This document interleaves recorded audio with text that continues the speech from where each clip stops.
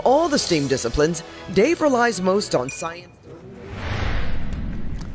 All right, we are sorry to interrupt our report there on those beautiful animals, but now we are following this white vehicle involved in a LAPD pursuit, and it sounds...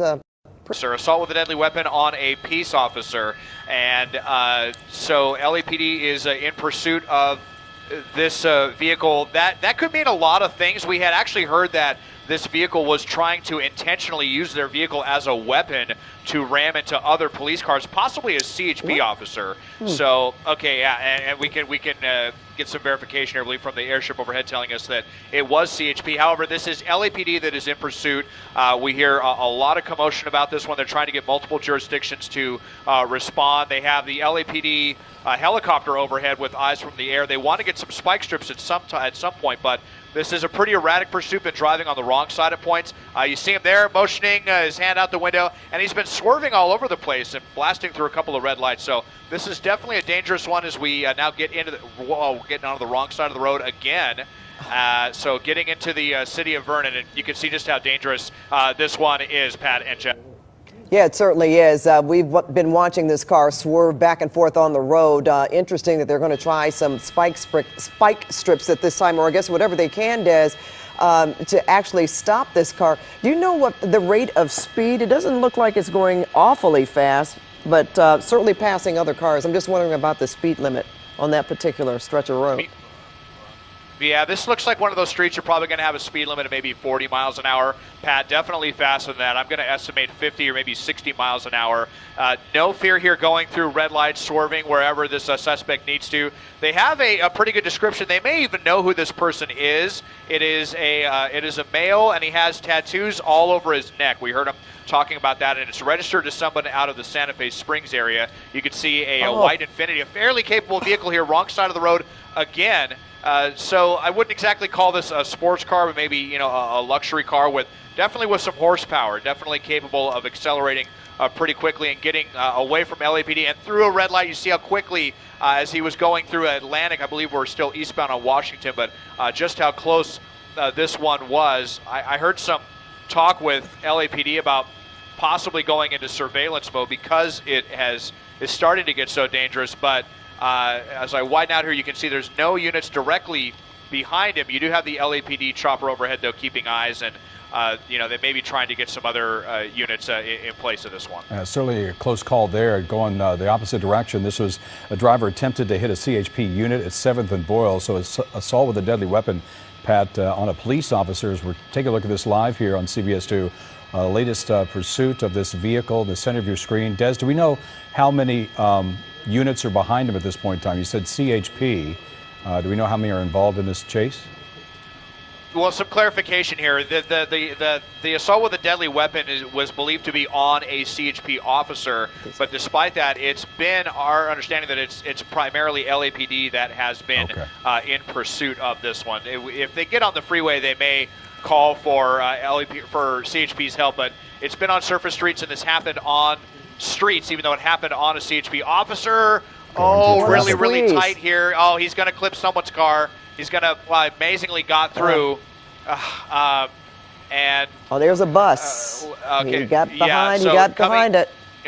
Or around it, I should say. So this was Eastern Avenue coming up to Atlantic, a pretty complicated intersection here. There you go. There you see LAPD. Now they are definitely back in pursuit of this vehicle. So I believe we're eastbound on Telegraph now, I believe. So we're going to be headed into the Ferguson. This is Ferguson. So that was the weird intersection where Atlantic and Eastern and Ferguson all meet up. So now he's eastbound on Ferguson, kind of on the outskirts of the city of Commerce right now. But incredible desperation for the suspect, and it's very weird. Again, they had reason to believe that this person was intentionally trying to ram into a CHP officer. Anytime you hear about something like that, this is not one of those pursuits that they're going to give up. This is one of those ones where the authorities are almost certainly going to take it as far as it needs to go, and exercise whatever authority they need to bring this one to an end. But this is a really dangerous situation now, right in between two cars. He clipped that poor person's truck right there. Yeah. That person probably just on their way home right there. You saw him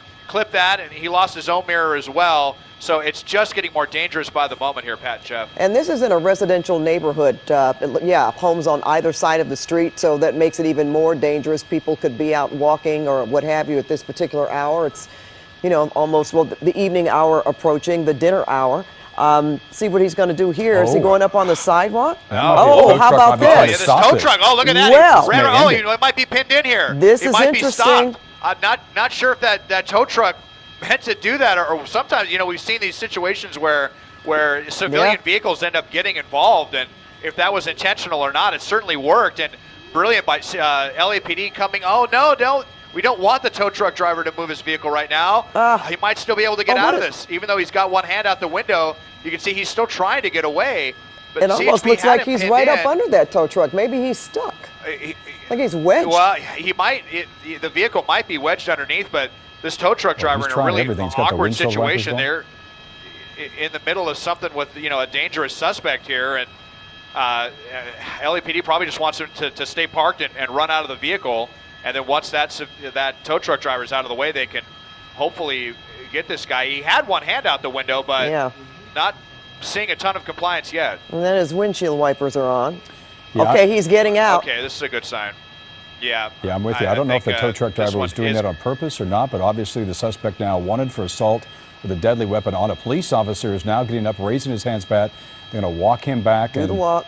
Pretty soon, hopefully, he'll be in custody. And then get him on his knees. This was a driver attempted to hit a CHP unit. LAPD is standing back there in pursuit on this latest LA police pursuit. This is eastbound on Ferguson after clipping two cars. Yeah, clipping two cars. At least those are the only two that we know of. Just driving so erratically and fast on opposite sides of the street. And again, let's want to point out again, Desmond, this driver here, this tow truck driver, he really stopped this pursuit. And to me, it looks like that vehicle is just wedged on the back of that flatbed there, and he can't go anywhere. So really had no other. There he is. He's on his knees now. He had no other option but to surrender. Yeah, he did try to get out of there. Whether it was intentional or not, because we have seen that a couple of times where people have actually, kind of gotten a little vigilante streak in them and gotten involved.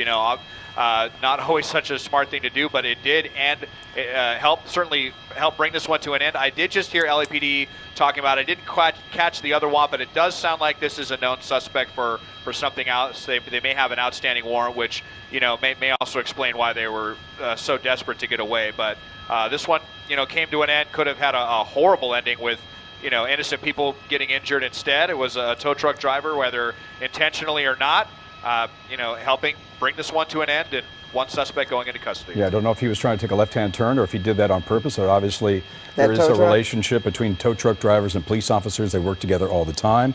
Not saying that was the case here, but certainly it stopped this latest pursuit. Yeah, whatever the reason, we are glad that it happened, because that means that there were no other people that could possibly be injured. And after Desmond reported, we saw at least ourselves two crashes with other vehicles, all the fault of this driver. Okay, well, that's a code 4. And we're going to take a quick break. We'll be right back.